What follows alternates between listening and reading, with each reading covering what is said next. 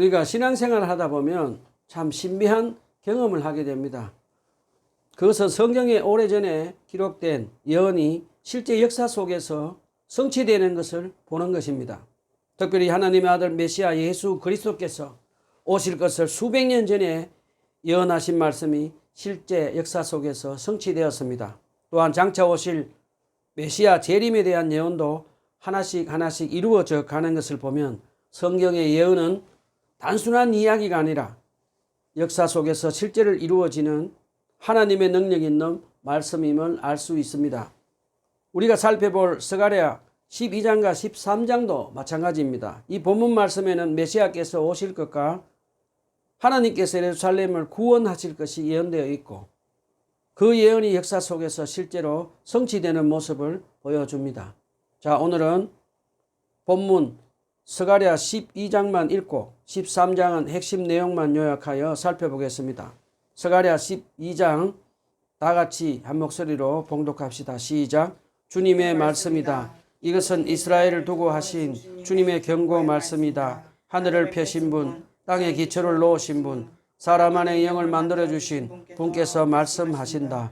이제 내가 예루살렘을 잔으로 만들어 주변의 모든 민족을 취하게 하고 비틀거리게 하겠다. 예루살렘이 포위를 당하는 날에는 유다의 여러 성읍들도 다 포위를 당할 것이다.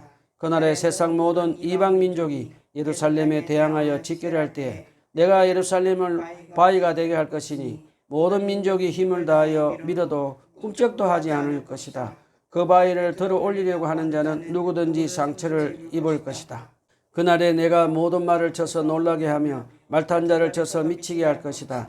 나주가 하는 말이다. 내가 유다 백성은 지켜 돌보겠지만 모든 이방 민족이 부리는 말들은 쳐서 눈이 멀게 하겠다. 그러면 유다의 지도자들은 속으로 예루살렘에 사는 사람들이 그들의 하나님 만군의 주님을 힘입어서 강하게 되었다 할 것이다. 그날에 내가 유다 지도자들을 나무단 사이에 놓인 가열된 동아니처럼 곡식단 사이에 타는 횃불처럼 만들겠다. 그들이 주변의 모든 민족을 좌우로 닥치는 데를 불사를 것이다. 그러나 예루살렘은 다치지 않고 제자리에 그대로 남아 있을 것이다. 나주가 유다의 거처를 먼저 구원해 주겠다. 다윗 집안의 영광과 예루살렘에 사는 주민의 영광이 아무리 크다 해도 유다의 영광보다 더 크지는 않을 것이다. 그날에 나 주가 예루살렘에 사는 주민을 보호할 것이니 그들 가운데 가장 연약한 사람 또 그날에는 다윗처럼 강하게 될 것이다. 다윗 집안은 하나님처럼 곧 백성을 인도하는 주의 천사처럼 그렇게 백성을 인도할 것이다. 그날이 오면 내가 예루살렘을 치러오는 모든 이방 나라를 멸망시키고 말겠다. 그러나 내가 다윗 집안과 예루살렘에 사는 사람들에게 은혜를 구하는 영과 용서를 비는 영을 부어주겠다. 그러면 그들은 나 곧 그들이 찔러 죽인 그를 바라보고서 외아들을 잃고 슬피 울듯이 슬피 울며 맏아들을 잃고 슬퍼하듯이 슬퍼할 것이다. 그날이 오면 예루살렘에서 슬프게 울 것이니 머깃도 불판 하다드 림몬에서 슬퍼한 것처럼 기막히게 울 것이다. 온 나라가 슬피 울 것이다. 가족마다 따로따로 슬피 울 것이다.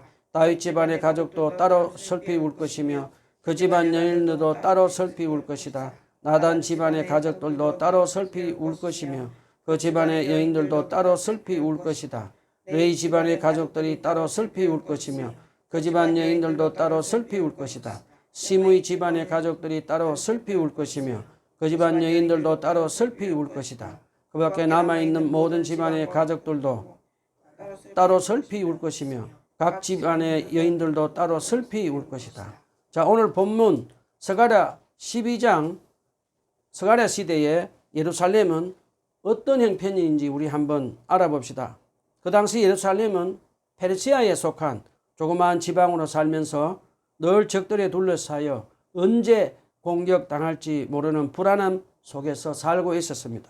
예루살렘은 마치 바람 앞에 놓인 촛불처럼 하나님이 지키시고 보호하지 않으면 살아갈 수 없는 땅이었습니다. 자, 그런데 앞으로 스가랴 예언자는 마지막 종말 전쟁에는 많은 이방 나라들이 일어나서 예루살렘과 유다 백성들을 공격할 것을 예언합니다. 그러나 그때 기쁜 소식은 종말에 있을 마지막 전쟁을 치르게 될 때 하나님께서 대적들과 직접 싸우며 예루살렘을 구원하고 보호해 주시며 마침내 승리를 나누어 주실 것을 말씀하십니다. 이것은 신약교회의 성도들이 어려움 가운데 처하더라도 궁극적인 승리를 나누어 주실 것을 말씀하십니다. 먼저 1절에서 주님께서 이스라엘에게 경고의 말씀을 하신다고 하십니다. 여기에서 경고란 하나님의 말씀을 두려워하고 경외하는 마음으로 조심하며 살아가라는 겉면의 말씀입니다. 그리고 우리는 여기서 또 이스라엘은 육적 이스라엘을 가리키는 것이 아니라 예수 그리스도 십자가 보혈의 공로로 힘입어 구원받은 자들이 영적 이스라엘임을 가르쳐 줍니다. 자, 이어서 주님은 하늘을 펴신 분, 땅에 기초를 놓으신 창조주로 사람 안에 영을 불어넣어 주신 분이라고 말씀하십니다. 우리 여기서 잠깐 명심해야 할 것이 있습니다. 먼저 우리는 하늘을 펴시고 땅에 기초를 놓으시고 창조하신 창조주 하나님을 믿으며 살아가야 합니다. 이 세상을 창조하신 하나님은 혼란스러운 이 세상을 심판하고 새롭게 재창조할 수 있는 분이심을 믿읍시다. 그리고 창조주 하나님을 믿지 못하게 하는 진화론과 유물론 같은 사상들을 멀리하며 살아가야 하겠습니다. 자, 그 다음에 하나님이 인간 안에 하나님의 영을 불어넣어 주신 목적은 무엇입니까? 한번 알아봅시다.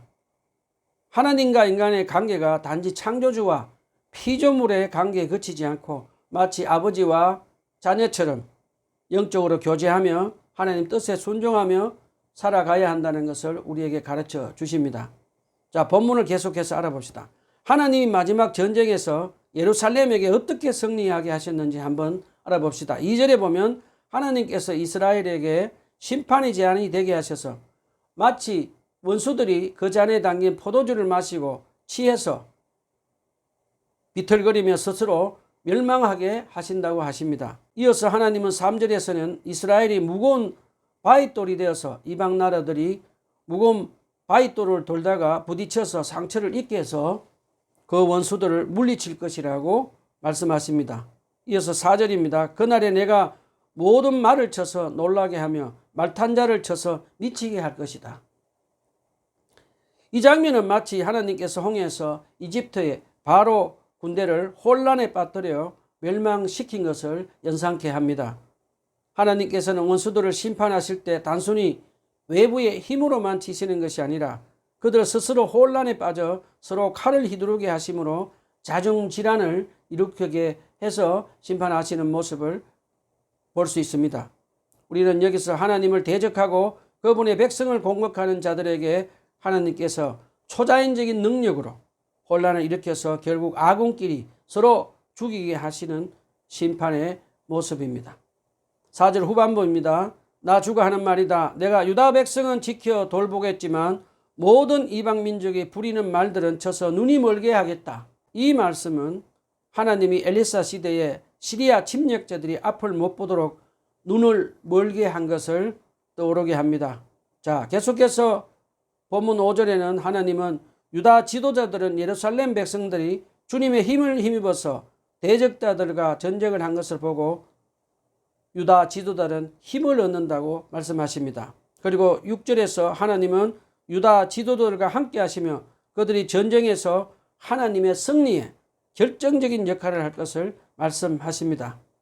여러분, 그동안 우리는 이스라엘 역사에서 수많은 거짓 목자들을 있는 것을 배웠습니다. 스가랴 11장에도 양들을 억압하고 착취하고 잡아먹는 거짓 목자들이 있는 것을 배웠습니다. 그런데 앞으로 유다에서 거짓 목자들이 사라지고 있는 것을 볼 수 있습니다. 이것은 참 목자이신 하나님과의 관계 속에서 그분을 닮아가며 마치 다윗왕과 같이 준비된 보조 목자들이 앞으로 등장할 것을 예언하십니다. 바라고 기도하기는 한국 교회에서도 참 목자인 주님과 관계가 회복된 사도 베드로와 바울 같은 겸손하고 신실한 우리의 참 목자인 주님을 닮은 보조 목자들이 많이 나오기를 기도해 봅니다. 자, 우리 다시 본문으로 돌아갑시다. 여러분, 스가랴 예언자 시대에는 여러 가지 갈등이 있었습니다. 유대인들과 이주회원자들의 갈등이 있었고 남쪽과 북쪽 칠수인들이 갈등이 있었고 가난한 자, 부자 간의 갈등도 있었습니다. 그런데 하나님은 7절에서 많은 갈등 속에서도 맨 먼저 유다 백성들의 장막을 구원하신다고 말씀하십니다. 왜 그랬을까요? 유다 백성들과 장막은 비교적 예루살렘 사람들보다 더 가난한 사람들이었습니다. 그래서 하나님 먼저 유다 백성들을 구원해 주시며 예루살렘 사람들의 특권적인 위치와 교만을 막기 위해서입니다. 자, 그러면 하나님은 예루살렘 사람들에게는 어떻게 하십니까? 하나님은 8절에서 예루살렘 백성들은 보호하시며 약한 자가 다윗과 같이 강하게 되고 다윗 집안은 주님의 천사처럼 백성들을 인도할 것이라고 축복해 주십니다. 우리는 이 대목에서 하나님께서 예루살렘의 연약한 자들을 다윗처럼 강하게 해주신다는 말씀을 마음이 깊이 새깁시다. 저와 여러분은 교만한 사람처럼 내 힘과 능력으로 살 수 있다는 생각을 버리고 주님 도우심 없이 살 수 없는 연약한 자임을 잊지 말고 겸손하게 살아가야 하겠습니다. 자, 우리는 이 대목에서 하나님은 유다와 예루살렘 백성 모두에게 공평하게 축복의 은혜를 베풀어 주신 것을 배울 수 있습니다. 자, 우리 계속해서 본문을 알아봅시다. 이어서 9절에서 하나님은 이렇게 말씀하십니다. 그날이 오면 내가 예루살렘을 치러 오는 모든 이방 나라를 멸망시키고 말겠다. 그날이 오면, 이 말씀은 마지막 종말 전쟁 때를 가르쳐 주십니다. 여러분, 하나님께서 우리를 치러 오는 모든 원수들을 멸망시킨다는 말씀을 듣고 어떤 생각이 드십니까? 저는 이 말씀을 묵상하면서 제 마음이 든든해지면서 이 하나님의 약속 말씀이 얼마나 감사하고 감사한지 주님께 감사 찬양을 드리기도 했습니다. 우리는 본문에서 대적들에 대한 이스라엘의 승리의 모습은 악한 마귀가 우는 사자처럼 성도들을 삼키려 하는 오늘날 우리에게 있어서도 큰 힘과 소망을 줍니다. 아무리 악한 사단의 세력이 강하다 해도 천지를 창조하신 하나님께서 우리를 보호하시고 지키시는 것 믿고 담대한 믿음으로 살아갑시다. 자, 그동안 하나님께서는 본문 1절로 9절에서 이스라엘에게 마지막 전쟁에서 승리하는 외적인 구원을 이루어 주시겠다는 말씀을 배웠습니다. 이어서 본문 10절에서는 내적이고 영적인 변화를 일으킬 놀라운 은혜를 약속하십니다. 바로 심령을 새롭게 하는 은총을 베푸는 영과 죄를 자복하게 하는 용서를 비는 영을, 즉 성령님을 부어주시겠다고 약속하십니다. 삼위일체 중에 한 분이신 성령님은 지정의를 가지신 인격적인 분이십니다. 성령님은 사람들의 마음에 하나님의 은혜를 깊이 체험하게 하십니다. 그리고 이 은혜의 체험은 우리 마음 안에 죄의식을 깨워 하나님께 용서를 구하며 진정한 회개에 이르게 만듭니다. 스가랴 선지자의 성령님에 대한 이 예언은 훗날 예수님께서 십자가 위에서 죽으시고 부활 승천하시면서 주님께서 우리에게 성령님을 보내주실 것을 내다본 예언입니다. 그리고 이 예언은 사도행전 2장에서 오순절날 예루살렘 초대교회 성령 강림 사건을 통해 그대로 성취되었습니다.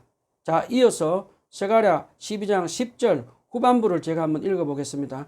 그러면 그들은 나 곧 그들이 찔러 죽인 그를 바라보고서 외아들을 잃고 슬피 울듯이 슬피 울고 맏아들을 잃고 슬퍼하듯이 슬퍼할 것이다 하고 기록되어 있습니다. 이 예언의 말씀은 십자가 위에서 물과 피를 쏟으신 메시아 예수 그리스도에 대한 예언입니다. 사도 요한은 요한복음 19장 37절에서 그들은 자기들이 찌를 이를 쳐다볼 것이다 라고 이 말씀의 예언이 성취된 것을 가르쳐 주십니다. 실제로 사도행전 2장 36절에서 41절을 보면 메시아를 맺혀가고 십자가에 못 박았던 유대인들 중에서도 사도 베드로의 하나님 나라의 복음을 듣고 성령님의 찔림을 받아 크게 뉘우치고 죄를 회개한 사람이 무려 3,000명이나 일어났습니다. 또한 이 예언은 과거의 사건으로 끝나지 않습니다. 지금도 그리고 앞으로도 수많은 사람이 우리 구주 예수님께서 바로 나의 죄 때문에 십자가에 달려 돌아가셨음을 기억하고 애통하며 회개 가운데로 나올 것에 대한 약속입니다. 스가랴 예언자의 이 예언은 오늘도 성취되고 있으며 마지막 종말 때에도 변함없이 이루어질 것입니다. 우리 여기서 잠깐 질문을 한번 해봅시다. 여러분은 예수 그리스도께서 나의 죄를 대신하여 십자가에 죽으셨음을 믿고 자신의 죄를 진심으로 뉘우치며 눈물로 회개했던 때를 기억하십니까? 정한정을 짧게 해보겠습니다. 약 30년 전 아직 예수님을 알지 못하던 때에 강원도 예수원에서 장기 손님으로 머물고 있었습니다. 어느 목요 은사 예배 시간에 한 자매님을 위해 기도하던 중에 갑자기 제 눈앞에 십자가에 달리신 예수님의 모습이 선명하게 보였습니다. 이어 제가 살아오며 지은 죄들이 마치 영화 필름처럼 하나씩 떠올랐습니다. 그 순간 저는 예수님께서 바로 내 죄 때문에 가시관을 쓰시고 십자가 위에서 피 흘려 죽으셨구나 하는 믿음이 제 마음 안에 밀려 들어오기 시작했습니다. 그 순간 저는 30분 넘게 눈물을 흘리며 회개했습니다. 며칠 후 물세례를 받고 예수 그리스도를 제 구주와 삶의 주인으로 영접했으며 성령으로 거듭나서 제사함의 기쁨과 평안을 경험하게 되었습니다. 그 이후에도 저는 연약함으로 죄를 짓지만 성령님의 인도하심을 따라 날마다 성경 말씀을 묵상하며 죄를 회개하려고 힘쓰고 있습니다. 그리고 하루 일과를 마치고 잠자리에 들기 전에 하루를 돌아보며 지은 죄를 회개하기도 합니다. 그리고 마지막으로 주일날 매주 성찬식 때마다 죄를 회개 기도하며 살아가고 있습니다. 제가 죄를 회개할 때마다 주님께서는 죄책감에서 저를 자유롭게 하시고 다시 일어설 은혜와 기쁨을 주셨습니다. 그래서 저는 오늘도 예수 그리스도의 이름으로 사탄의 유혹을 물리치며 주님 뜻에 순종하려고 힘쓰며 살아가고 있습니다. 자, 여기서 하나 더 질문해 봅시다. 여러분은 지금 자신의 죄를 어떻게 회개하며 해결하고 있습니까? 한번 생각해 보십시오. 여러분, 죄를 회개하지 않고 방치하면 주님과의 관계가 멀어지고 믿음이 약해져 사탄의 유혹에 넘어가 멸망길로 갈 수 있다는 것 꼭 기억하십시오. 그러므로 성령님의 인도하심을 따라 날마다 죄를 정직하게 회개하시기를 부탁드립니다. 그리고 성경 말씀과 기도로 주님과 친밀한 교제를 하며 예수 그리스도의 이름으로 사탄의 유혹을 물리치고 거룩하게 살아가기를 주님의 이름으로 축원합니다. 자, 우리 계속해서 본문 11절로 14절을 알아봅시다. 본문 11절에서 14절은 회개가 매우 개인적인 사건임을 가르쳐 줍니다. 11절에서 하나님은 그날이 오면 머깃도 벌판 하다드 림몬에서 그들 조상들이 요시야 왕이 적의 활에 맞아 죽은 것을 설파한 것처럼 기막히게 울 것이라고 예언하십니다. 이어서 12절로 14절에서 하나님께서는 다윗과 나단 그리고 레위와 시므이 가족마다 개인적으로 따로 울고 여인들도 개인적으로 따로 울었다고 무려 따로라는 단어를 9번씩이나 반복해서 말씀하십니다. 이 말씀의 뜻은 죄를 뉘우치는 회개는 개인적인 것으로 각 사람 한 사람씩 따로따로 회개해야 하며 다른 사람이 대신해 줄 수 없는 것을 가르쳐 줍니다. 따라서 회개는 사람들에게 보이기 위해 하는 것이 아니라 하나님 앞에 홀로 무릎 꿇고 자신의 죄를 정직하게 고백해야 하는 것을 가르쳐 줍니다. 혹시 여러분 중에 나는 모태신앙입니다. 나는 목사의 자녀입니다. 나는 집안 대대로 예수님을 믿었습니다. 라고 생각하시는 분 계십니까? 여러분, 부모의 신앙으로 우리를 구원받는 것이 아닙니다. 하나님 앞에서 각 사람이 개인적으로 자신의 죄를 인정하고 회개하며 예수 그리스도를 믿어야 구원받는 것 꼭 기억하십시오. 저와 여러분은 개인적으로 날마다 골방에서 하나님 앞에 무릎 꿇고 정직하게 회개함으로 주님이 주시는 용서와 은혜를 누리는 삶을 살아가기를 바랍니다. 자, 우리 계속해서 스가랴 13장을 함께 알아봅시다. 주님은 죄를 회개하는 백성에게 죄와 더러움을 씻는 샘을 열어주시겠다고 약속하십니다. 1절입니다. 그날이 오면 샘 하나가 터져서 다윗 집안과 예루살렘에 사는 사람들의 죄와 더러움을 씻어줄 것이다. 그날은 메시아의 구원이 시작되어 마지막 새하늘과 새 땅에서 완성될 하나님의 구원의 때를 가르쳐 줍니다. 그리고 이 샘은 예수 그리스도께서 십자가에서 흘리신 보혈을 뜻합니다. 예수님께서도 요한복음 6장에서 자신의 살과 피를 믿는 자에게 영원한 생명이 있다고 말씀하셨습니다. 누구든지 죄를 회개하고 예수님을 믿으면 죄사함을 받고 우리 마음 안에 내주하시는 성령님의 도우심으로 날마다 거룩한 삶을 살아가게 됩니다. 이어서 2절입니다. 그날이 오면 내가 이 땅에서 우상의 이름을 지어서 아무도 다시는 그 이름을 기억하지 못하도록 하겠다. 나 만군의 주가 하는 말이다. 나는 또 예언자들과 더러운 영을 이 땅에서 없애겠다. 하나님께서는 죄를 씻어 주실 뿐만 아니라 죄를 만들어내는 우상과 거짓 예언자 그리고 더러운 영까지 이 땅에서 완전히 제거하시겠다고 말씀하십니다. 왜 하나님께서 이것들을 없애려고 하십니까? 우상과 거짓 예언 그리고 더러운 영은 사람들을 하나님에게서 떠나게 하고 멸망의 길로 이끄는 사탄의 도구이기 때문입니다. 먼저 이스라엘 백성들은 광야에서 금송아지 우상을 섬겼고 가나안 땅에 들어가서는 풍요와 다산을 주는 바알과 아스도롯 우상을 섬기다가 결국 하나님의 심판을 받고 바벨론 포로 70년을 살게 됩니다. 그러나 70년 포로 생활을 마치고 돌아온 뒤에는 이스라엘 백성들은 다시는 눈에 보이는 우상 조각들과 우상은 거의 섬기지 않습니다. 그 대신 그들은 마음속에 있는 탐욕의 우상, 곧 돈의 신인 맘몬을 섬기게 되었습니다. 그래서 예수님께서는 너희는 하나님과 맘몬을 함께 섬길 수 없다고 분명하게 말씀하셨습니다. 또한 사도 바울도 골로새서 3장 5절에서 탐욕은 우상 숭배라고 말씀했습니다. 저와 여러분도 하나님보다 돈을 더 사랑하거나 의지하는 삶을 살지 말고 하나님만을 우리의 주인으로 섬기며 살아가시기를 간절히 부탁드립니다. 또한 이스라엘 역사에는 거짓 예언자들도 끊임없이 등장했습니다. 발람은 돈을 사랑하여 하나님의 뜻을 왜곡했고 에레미야 시대의 하냐냐는 평안하다 평안하다 하며 거짓 평화를 선포하여 백성들을 멸망의 길로 인도하고 말았습니다. 거짓 예언자들은 악한 영의 도구가 되어 하나님 나라 백성을 미혹하고 하나님에게서 멀어지게 하며 결국 우상 숭배와 멸망의 길로 인도한 것 꼭 기억합시다. 우리 시대에도 지금 많은 거짓 예언자들이 악한 사탄의 도구가 되어서 거짓 예언으로 우리를 미혹하고 있습니다.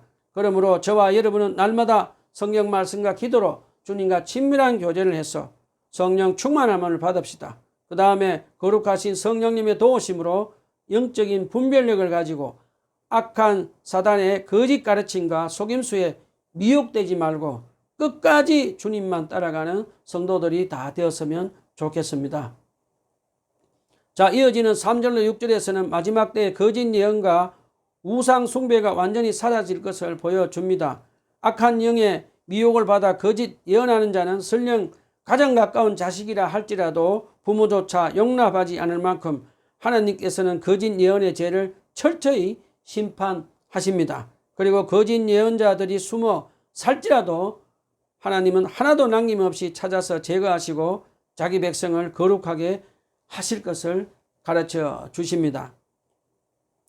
그러므로 저와 여러분은 돈과 성공, 탐욕과 같은 우상을 버리고 성령님의 인도로 하나님의 진리의 말씀으로 무장해서 영적 분별력을 가지고 악한 사단의 거짓 가르침에 속지 않도록 영적인 분별을 하며 살아가야 하겠습니다. 이어서 7절로 9절에서는 참목자이신 메시아께서 십자가에 칼에 찔리는 고난을 받으시고 믿음의 연단을 받은 남은 자들이 하나님의 백성이 될 것을 예언합니다. 본문 7절에서 하나님은 칼아 깨어서 내 목자를 쳐라 라고 말씀하십니다. 이 예언은 장차 예수 그리스도께서 십자가에서 고난받으실 것을 가르치는 말씀입니다. 예수님께서도 잡히시던 밤에 이 말씀을 인용하시며 제자들이 흩어질 것을 말씀하셨습니다. 그러나 하나님은 자기 백성을 버리지 않으십니다. 8절에서 하나님은 마지막 전쟁에서 3분의 2는 멸망하고 3분의 1만이 믿음을 잃지 않고 살아남는다고 말씀하십니다. 우리는 성령님의 도우심으로 3분의 1에 속한 자가 되어서 끝까지 믿음을 지키는 남은 자가 되었으면 좋겠습니다. 사랑하는 성도 여러분, 하나님은 예수님의 십자가 보혈로 정결하게 된 자들에게 불로 연단하는 시험이 있음을 가르쳐 주십니다. 하나님의 자녀가 된 우리는 이 불같은 연단, 곧 고난을 자연스럽게 여겨야 합니다. 고난을 통해 우리의 믿음은 금을 녹여 불순물을 제거하듯 순금처럼 순수해지기 때문입니다. 자, 불같은 연단을 받은 후에 우리는 9절에서 주님은 우리의 하나님이십니다 라고 고백하고 하나님은 우리에게 그들은 나의 백성이다 라고 선언하게 될 것입니다. 얼마나 은혜로운 말씀이며 축복의 말씀인지 모르겠습니다.